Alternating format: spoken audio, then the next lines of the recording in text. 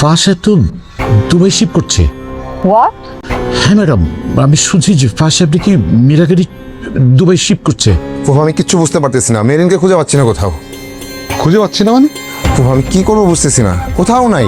ওটা অফিসের ফান্ড ছিল, আর অফিসের ফান্ড আমি একটা বিজনেসে ইনভেস্ট করেছি। আর এটা নিয়ে যদি কোনো জব দিয়ে করতে হয় সেটা আমি অফিসে গিয়ে আমার বসকে বলবো। You are not my reporting boss. জন্মের পর থেকে আমি তোমার কথা অমান্য করি না, তুমি যা বলছো আমি শুনছি। Right, right? Very right. আমি এখন থেকে যেই ডিসিশন নিব সেটাই ফাইনাল, এন্ড তুমি এটা রেসপেক্ট করবা প্লিজ।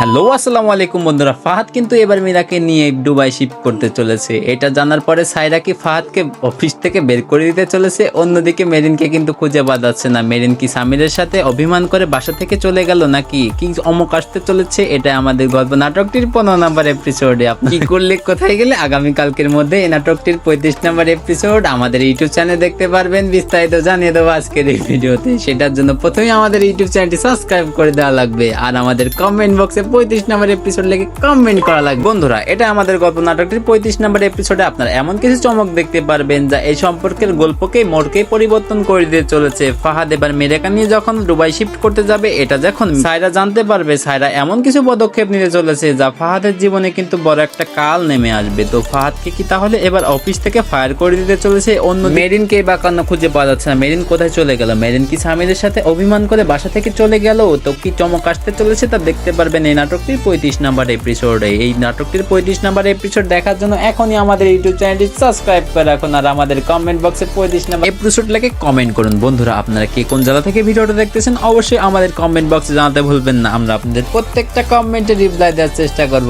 পরবর্তী কোনো ভিডিও নিয়ে আপনাদের মাঝে হাজির হব। আজকের নাটক আপডেট রিলেটেড ভিডিওটি এই পর্যন্তই। তো খোদা হাফেজ।